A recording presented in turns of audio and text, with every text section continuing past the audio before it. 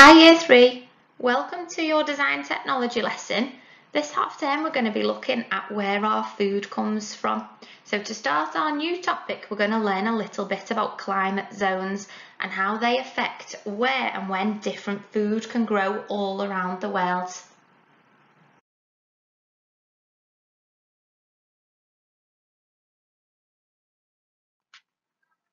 To start us off, we're going to have a think about what the word climate means. Now, you might have heard of it used similarly to the word weather. However, the weather is a little bit different. So sometimes, certainly where we live, the weather can be sunny one day and then rainy the next day and maybe windy the day after.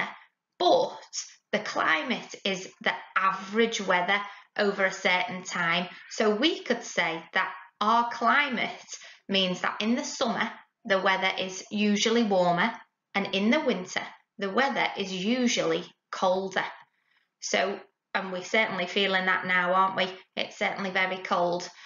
So we're going to have a little look at the different climate zones and how over the world that it's a different climate in different places where we live. If you click on the link at the bottom of this page, it will help you to explain that a little bit more.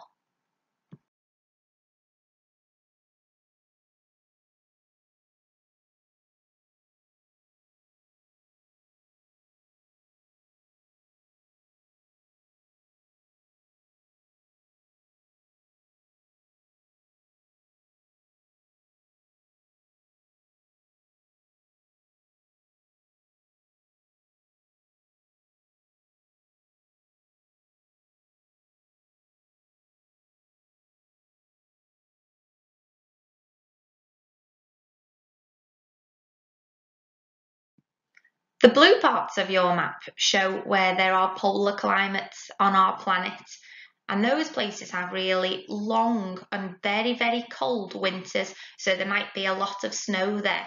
The summers are really quite short, so the animals that live there have to make the most of that short time so that they can have access to some plants and some nice things to eat, because things don't grow very easily there.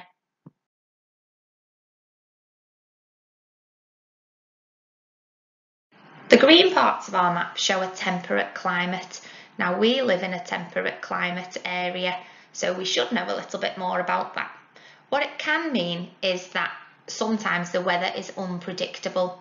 So one day it might be sunny, one day it might be rainy, and we know all about this, don't we? So in the summer, sometimes we're hoping for sun, but it can still be a little bit chilly and it can still be quite rainy.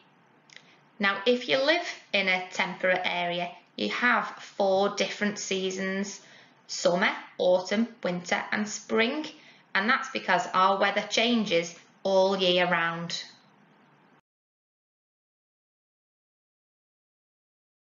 The yellow parts of the map show where the dry climates are, so that means there won't be a lot of rainfall, there won't be any snow, or won't be a lot of water around there at all. So quite often it's full of deserts, and in deserts not a lot grows, so the temperatures can be really, really hot, and not a lot of water will be there to feed the plants and the crops. But things like figs and dates do grow well here. The red part of your map show the tropical climate zones. So they mean that it's going to be really quite warm, but really very wet. But that makes it quite good for growing different types of food. So some really delicious foods grow in these parts of the world. So things like rice, sweet potatoes, beans, and then you get all the really nice things as well, like cocoa that makes chocolate. And you can also get lots of coffee and tea here as well.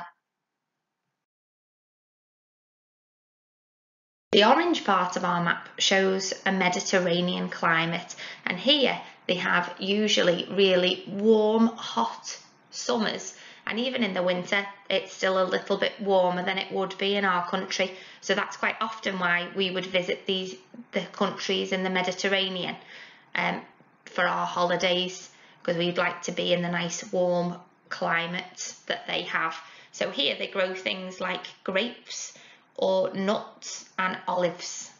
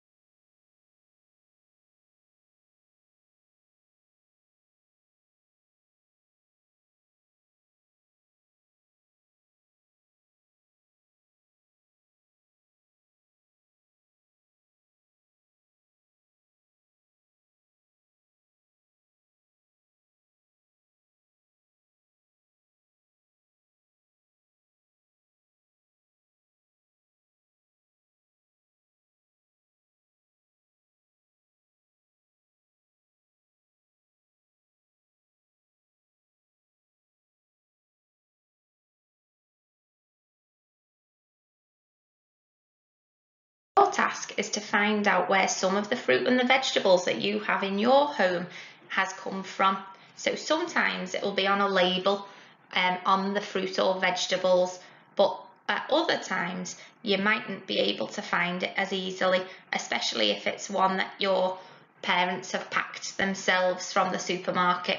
So what I'd like you to do then is maybe research on the internet where that food could have come from.